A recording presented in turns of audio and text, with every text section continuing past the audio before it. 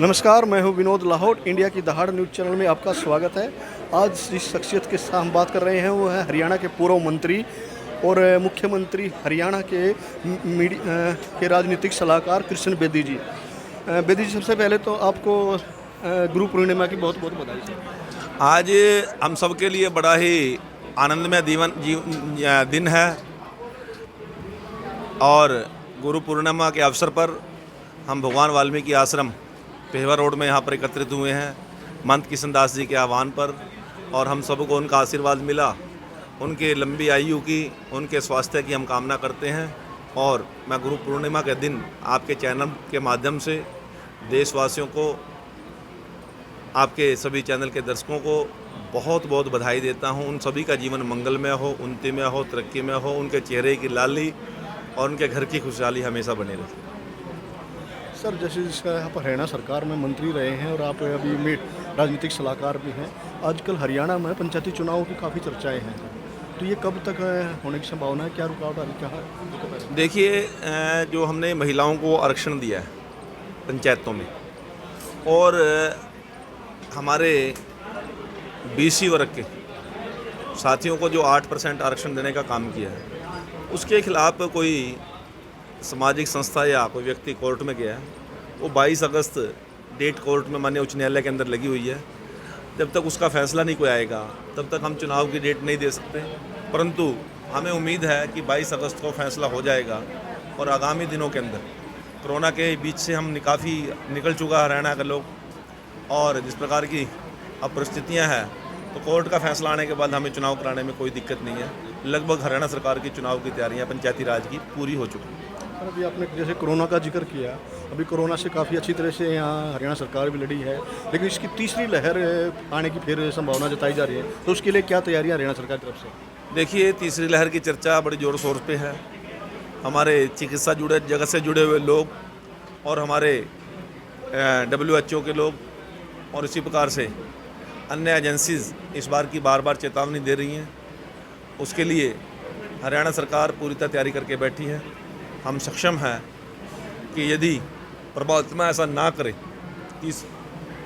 तीसरी लहर आती है तो हम प्रत्येक बेशकीमती जान को बचाने का काम करेंगे।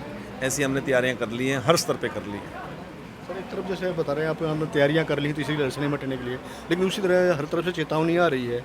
लेकिन हमने स्कूल खोलने का जोखिम क्यों उठा रही है हरियाणा सरकार? अभी सर स्कूल खोलने पर तीसरी लहर की भी संभावना है। अभी आप कह रहे हैं आएगी, ऐसे वैज्ञानिक और चिकित्सक बोल रहे हैं। अभी तो माहौल ठीक है ना, अनुकूल है वातावरण। और लगभग 1.25 साल से बच्चे विद्यालय में नहीं गए, तो रूटीन में जब आज के दिन माहौल ठीक है तो रूटीन में हमने काम शुरू करने की में कोई दिक्कत नहीं होनी चाहिए। और सरकार ने सभी प्रकार की जानकारियां लेने के बाद ही विद्यालय खोलने का और एक लिमिट संख्या में खोलने का तैयारी की है और उसका शुरुआत की है। तो अभी जब डेल्टा की या तीसरी लहर की बात है तो जब आएगी तो सोचेंगे, परंतु सरकार बिल्कुल अलर्ट है, हर चीज़ के ऊपर निगाह है हमारी, और परमपिता परमात्मा से भी विनती है कि ये परिस्थितियां दोबारा ना बने।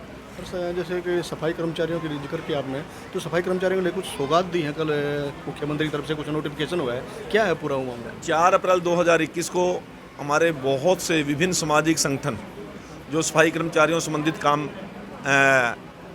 संगठन चलते हैं, उन्होंने ग्रामीण सफाई कर्मचारी संघ हरियाणा और नगरपालिका संघ के लोगों ने 4 अप्रैल को मुख्यमंत्री जी को करनाल में आमंत्रित किया था। और वहाँ पर मुख्यमंत्री जी के सामने अपनी बहुत सी समस्याओं को उन्होंने अवगत कराने का काम किया था। मैं आभार प्रकट करता हूँ माननीय मुख्यमंत्री जी का और हरियाणा सरकार का। जो घोषणाएं मुख्यमंत्री जी ने ग्रामीण सफाई कर्मचारियों का हित के लिए वहाँ पर की थी, वो सबकी नोटिफिकेशन हो गई है।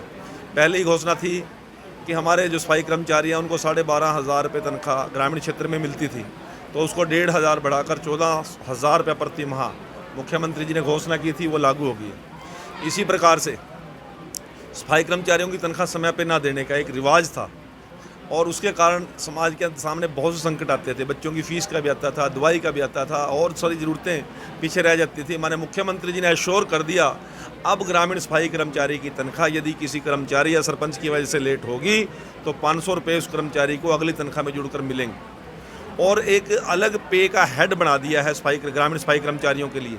साल के बजट के पास होते ही ग्रामीण सफाई कर्मचारियों की तनख्वाह सरकार के खाते में या पंचायत के खाते में जाएगी, उसको किसी अन्य विकास कार्यों में कोई यूज नहीं कर सकेगा। वो केवल सफाई कर्मचारी की तनख्वाह के लिए होगी और इसलिए लेट होने की कोई संभावना नहीं बनेगी। सफाई हमारे सफाई कर्मचारी काम करते करते दुर्घटनाग्रस्त हो जाते थे। कहीं बिजली का करंट लग जाता था, स्नेक बाइटिंग हो जाती थी, कोई एक्सीडेंट हो जाता था या कोई और घटनाएं हो जाती थी, तो हमारी सरकार ने उन लोगों के लिए 5 लाख रुपए बीमा की घोषणा किया। और यदि उसके परिवार को प्रेफरेंस होगी, यदि वो परिवार सफाई के काम में आगे लगना चाहता है, तो उसकी जगह उसके परिवार को पहल प्राथमिकता देंगे ताकि उसके परिवार की रोजी रोटी का संकट ना बना रहे। इसी प्रकार से ग्रामीण सफाई कर्मचारियों को वर्दी जूता देने की घोषणा हमारी सरकार में 2015 में अम्बेडकर जयंती में हमने यमुनानगर में की थी। तो वो उस समय 3500 रुपये 2 जोड़ी वर्दी और 2 जोड़ी जूते के तय किए थे, परंतु वो बहुत समय लंबा हो गया था, तो उसमें 500 रुपये और जोड़कर अब 4000 रुपये एक मुश्त ग्रामीण सफाई कर्मचारी को वर्दी जूते के लिए मिले। सर, हरियाणा सरकार ने सफाई कर्मचारियों के लिए आयोग तो बना दिया, सफाई कर्मचारी आयोग, लेकिन ये ऐसा आयोग है सर जो दंत विहीन आयोग है, इसको कोई संवैधानिक शक्तियाँ नहीं है, जबकि और आयोग को संवैधानिक शक्तियाँ। सुनो मेरी बात, इससे पहले आप जो आयोग बना उसको दंत विहीन कह रहे हो, इससे पहले तो 50 साल से था ही नहीं। अब वो बात भी कीजिए ना, राष्ट्रीय सफाई कर्मचारी आयोग वो भी दंत विहीन है। मैं आपकी बात से बिल्कुल सहमत नहीं हूँ। ताकत तो जो कुर्सी में बैठता है उसको चलानी होती है। ये जितने भी काम हम सफाई कर्मचारी आयोग की टीम के माध्यम से कर रहे हैं, इनके वेलफेयर के जितने भी काम हैं, इनके एजुकेशन का स्टेटस क्या हो, इनका रहन सहन कैसा हो, ये सभी सफाई कर्मचारी आयोग की जो आती हैं नीचे से योजनाएं आती हैं, उनको इम्प्लीमेंट करने में हमें कोई दिक्कत नहीं है। और सफाई कर्मचारी आयोग को एक महत्वपूर्ण जिम्मेवारी हमने दे रखी है और इस सरकार ने उसको बहुत ताकत दी है और आगे बढ़ाने का काम किया। जो कमियां आपको नजर आती हैं, हमें लिख के एक बार सुझाव देने का काम करें, उनको पूरा करने का काम करें। पानीपत में जो अपना अनुसूचित जाति निगम जो बनाया हुआ है, वो कार्यालय है, वहाँ अब तक सिर्फ 2 ही केस अभी एससी आयोग, जबकि बीसी आयोग बीसी जो है वहाँ पर है, वहाँ से काफ़ी लोन हुए हैं। यहाँ यदि कोई पार्टिकुलर जगह से कोई शिकायत आपके पास है, एक बार मुख्यमंत्री जी की मेल पे या मेरी मेल पे डालने का काम करें। मैं आप सभी से सुझाव आमंत्रित हैं और उसको इम्प्लीमेंट कराने का पूरा जोर कोशिश करें। तो अभी शिक्षा और संस्कार की भी बात कर रहे थे आप, तो ये कितना मतलब शिक्षा ने समाज को आगे बढ़ाने का काम तो किया है, परंतु संस्कार विहीन समाज का क्या करेंगे? ये संस्कार कहाँ से आएंगे? संस्कार अपने माता पिता की जिम्मेवारी बनती है। ऐसे सत्संग में हमें आना चाहिए, अपने गुरुओं की, अपने संतों की महिमा हमें गानी चाहिए। अब हम तो कहते हैं उस संत का पल्ला क्या है, हम पल्ला चेक करते हैं, श्रद्धा नहीं है। यदि संतों के प्रति श्रद्धा लेके बच्चों को ये कहेंगे ये संत वो संत है बेटे जो आज वाल्मीकि जी महाराज का नाम आगे बढ़ा रहे हैं, इनका हमें आदर करना है। अब ये तो हमारे लोग तो पल्ला ढूंढते हैं ना, और पल्ले तो मेरे ख्याल में जितना वाल्मीकि शक्ति के लोग हैं, पल्ले तो बहुत है। यदि अपने श्रद्धा के भाव से वहाँ जाएंगे तो इसलिए मैं यही बात की है कि हमारे जितने भी लोग शिक्षित हैं उनको अपने बच्चों को संस्कार से जोड़ना चाहिए।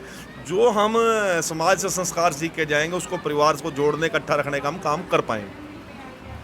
ये थे पूर्व मंत्री कृष्ण बेदी जी, जिन्होंने समाज को एक शिक्षा दी है कि हमें शिक्षा तो लेनी है, लेकिन उसके साथ साथ संस्कारित शिक्षा लेनी है, संस्कारों से जुड़ना है, और संस्कारों से तभी जुड़ पाएंगे तब हम अपने आश्रमों की तरफ ध्यान देंगे और उनमें जाएंगे। विनोद लाहौट, इंडिया की दहाड़, कुरुक्षेत्र।